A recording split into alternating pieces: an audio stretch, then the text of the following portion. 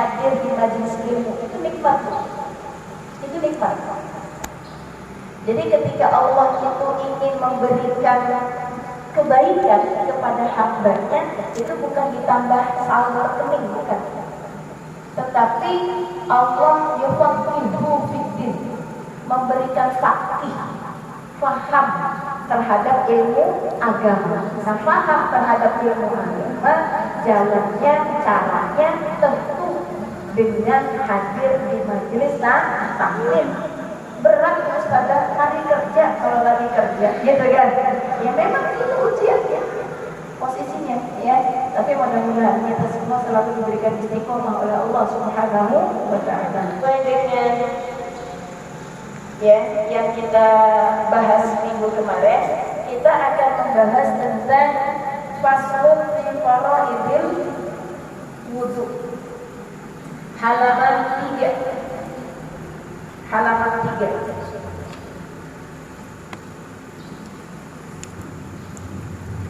Ya Rabbal Alamin. Saya bacakan dulu, Ibu perhatikan kitabnya.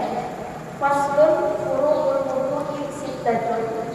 Al-awwalu an-niyyatu, ats-tsani ghaslul wajhi, ats-tsalitsu ghaslul yadaini ma'al mirfaqaini, ats-tsali'u mashu membasuh wajah, yang ketiga membasuh kedua tangan sampai siku, yang keempat mashu syai'in minal ra'si, mengusap sebagian kepala, yang kelima ghuslul rijlaini, membasuh dua kaki ma'al ka'baini sampai mata kaki, as-sadisu at-tartib, yang keenam adalah tertib.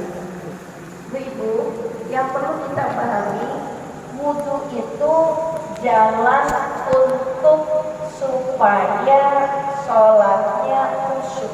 Ini yang perlu kita pahami. Jadi kalau sholat mau khusyuk, diawali dengan wudu yang sempurna. Kalau wudunya enggak bagus, sholatnya enggak khusyuk. Kita kan kadang-kadang sholatnya suka nggak khusyuk, betul? Betul nggak? Sholatnya suka berantakan ya Bu ya? Suka nggak khusyuk ya? Kadang suka ada pertanyaan, Ustazah gimana sih caranya sholat biar khusyuk? Ya, awalnya dari wudu. Kenapa dari wudu? Wudu itu asal katanya widoa. Jadi asal kata wudu itu widoa. Widoa itu artinya al-husnu wan nazofah. Al-husnu artinya baik, al-husnu artinya bagus. Baik apanya? Bagus apanya? Baik cara mengerjakannya, bagus benar cara mengerjakan wudhunya. Mungkin selama ini kita wudhunya masih belum sempurna, mungkin karena kan saya nggak tahu nanti juga ya, mungkin wudhunya belum sempurna. Wan nazofah itu bersih. Ibu, kalau kita wudhu zahirnya kumur-kumur yang keluar bekas makanan, itu zahirnya.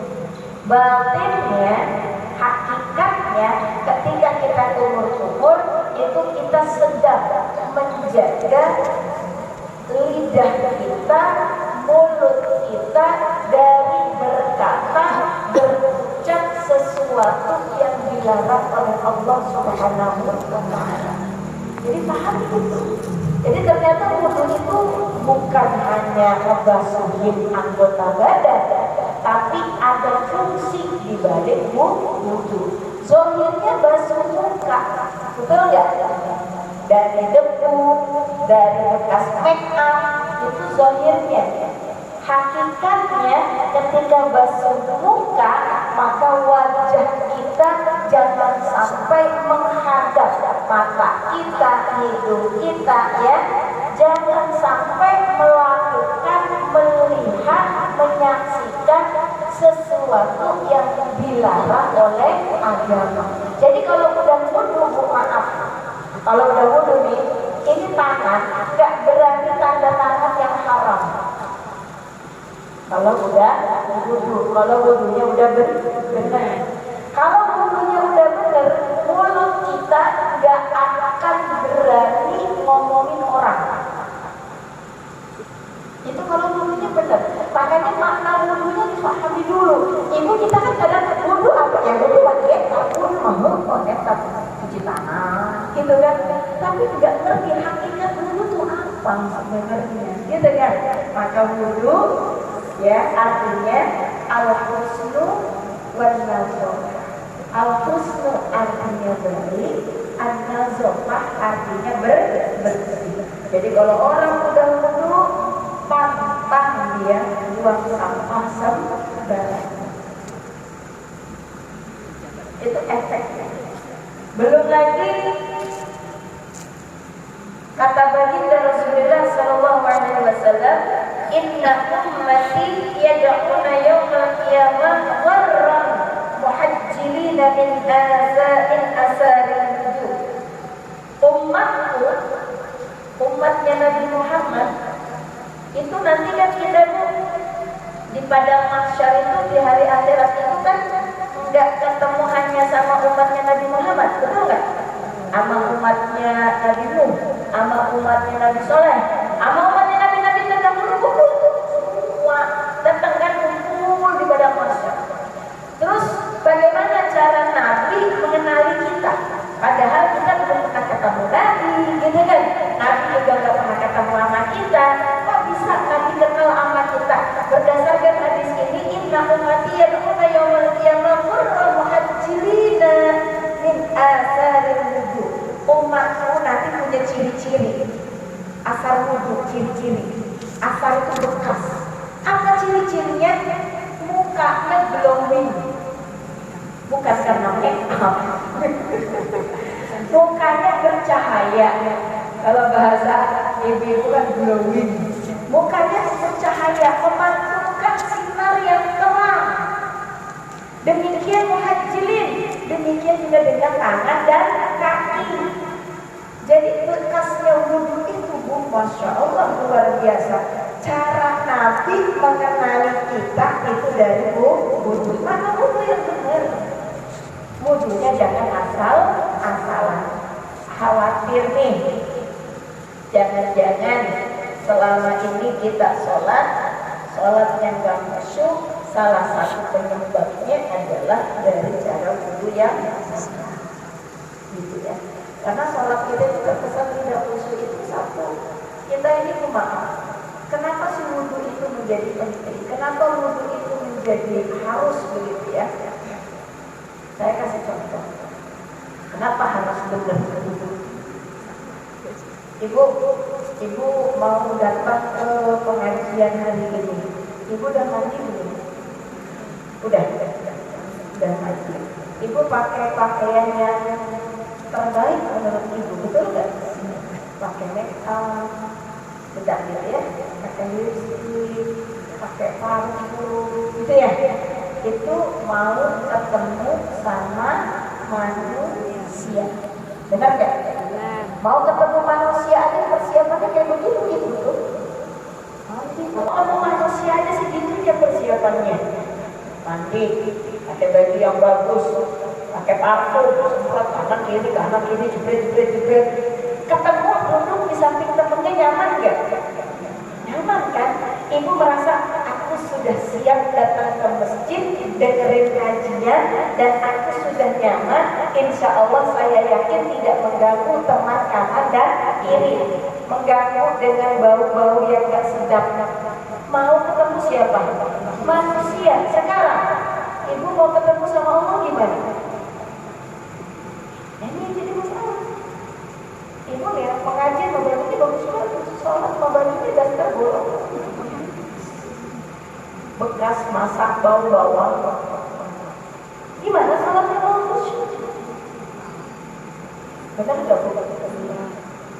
Satu yang perlu kita pahami, kenapa sih sholat kita nggak khusyuk? Wudhunya kemungkinan mungkin ada yang keliru. Yang kedua, hati kita merasa ketemu sama Allah itu sesuatu yang kayaknya gak penting gitu. Kayaknya lebih penting ketemu sama manusia gitu. Sehingga ibu persiapan ketemu manusia dengan persiapan ketemu Allah beda. Faktanya begitu kan? Bener ya?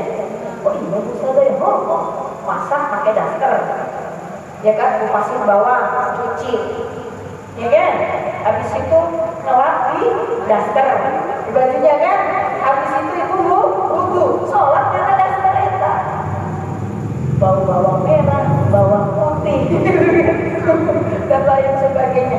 Makanya ibu, khusyuk itu apa sih? Alladzina yazununa annahu mulaqu rabbihim. Khusyuk itu kita menganggap bahwasanya kita akan ketemu sama Allah. Kalau mau ketemu sama manusia hidup kayak itu, harusnya ketemu sama Allah lebih baik, lebih bagus persiapannya daripada mau ketemu sama manusia. Alladzina yazununa annahum mulaqu rabbihim wa annahum ilaihi raji'un. Khusyuk itu apa? Khusyuk itu maknanya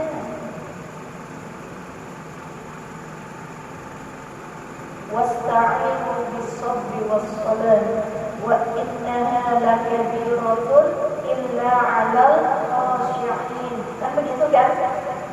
Kita tolonglah sama Allah dengan cara sholat dan sabar. Wa innahu, sesungguhnya sholat, lakabiratun, berat, illa 'alal khashi'in, kecuali untuk orang-orang yang khusyuk. Apa khusyuk? Alladzi yazununa annahum mulaqu rabbihim wa annahum ilaihi raji'un. Jadi definisi khusyuk itu ada di ayat selanjutnya, ya, ada di ayat selanjutnya tadi saya baca. Artinya kalau ini mau sholatnya khusyuk, wudunya dibenerin, al-husnu wal nazar tadi. Yang kedua, kita prepare, persiapan kalau mau sholat itu. Kayak ibu mau pengajian tuh, persiapan kan? Sama sholatnya untuk persiapan. Kalau saya itu di rumah tuh ada baju ngegantung dekat mukena. Jadi kalau misalkan di rumah kan kita pakaiannya bebas ya Bu ya, pakaiannya bebas. Karena saya pakai kaos pendek gitu kan, kayak namanya di rumah kan. Nah pas mau sholat, tinggal diambil itu si jubahnya itu, kaos yang gak mesti baju kodang atau gerah. Kalau misalkan baju daster, misalkan no problem, gak masalah. Yang penting dasternya bukan daster yang ibu pakai untuk tidur, yang bukan ibu pakai untuk masak, tapi bajunya dikhususkan. Kenapa? Kita mau ketemu Allah. Oh kita pakai mukena, standar oke, gitu kan? Tapi kalau mukena yang bagus dipakai buat sholat fardu. Jangan mukena yang udah hitam-hitam dipakai fardu, mukena yang bagus pakai buat sholat Idul Fitri. Kita kebalik. Sholat Idul Fitri itu hukumnya sunnah, sholat fardu hukumnya wajib. Nah kita mendahulukan yang sunnah daripada yang wajib. Udah sih yang kotor-kotor itu. Nah jadi ketika kita tidak khusyuk, maka jalan keluarnya, cara yang harus kita perbaiki dua tadi. Yang pertama, bagusin wudhunya. Yang kedua, bagusin niat ketemu sama Allah. Kalau niat ketemu sama Allahnya sudah bagus, maka ibu akan zinatakum inda kulli masjid. Maka ibu akan mengenakan pakaian yang terbaik inda kulli masjid ketika kita hendak sujud. Kalau di sana maknanya hendak datang ke masjid. Kalau perempuan kan datang ke masjid ya, hendak kita mendatangi tempat sujud. Cari pakaian, siapkan pakaian yang terbaik.